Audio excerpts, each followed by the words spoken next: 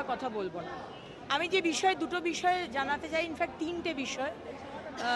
আমার urban development and municipal affairs থেকে আমরা আজকেই নোটিশ দিচ্ছি, রাস্তার দুপাশে পার্কিং অবৈধভাবে রাখা হয়।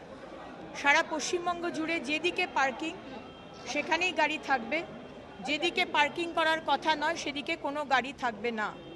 তাতে মানুষের সুবিধা হবে, মানুষের যাতায়াত করতে অনেক অসুবিধা হচ্ছে এই 15টা বছর আমরা দেখেছি। সুতরাং এই ইনস্ট্রাকশন আমাদের দপ্তর থেকে দেওয়া হয়েছে।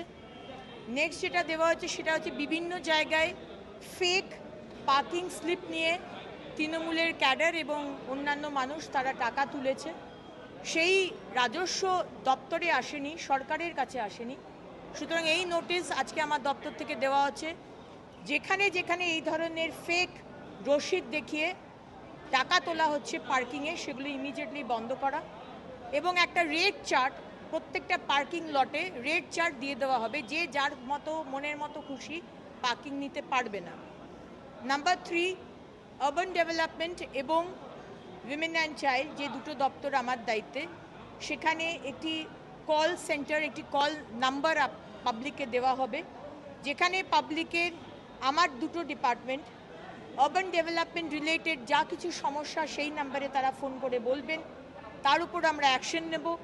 এবং উইমেন অ্যান্ড চাইল্ডেও যা যা সমস্যা সেগুলো উইমেন অ্যান্ড চাইল্ডের নাম্বারে আপনারা ফোন করবেন, সেখানে আমরা অ্যাকশন নেব। তাছাড়াও চাইল্ড হেল্পলাইন নাম্বার আছে, কিন্তু উইমেন হেল্পলাইন নাম্বার নেই।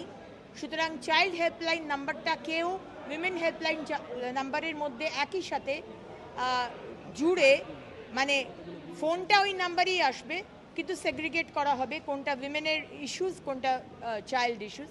তো এটাও হেল্পলাইন নাম্বার আমরা ইমিডিয়েটলি শুরু করব।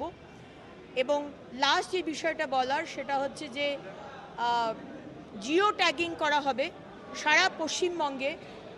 যেখানে যেখানে ময়লা পড়ে আছে ফোনের মধ্যে ওই অ্যাপ ডাউনলোড করে জিও ট্যাগিং করে আপনি পাঠিয়ে দেবেন যেখানে ময়লা রয়েছে, এবং উইদিন 1 hour to 2 hours সেই ময়লা পরিষ্কার করা হবে।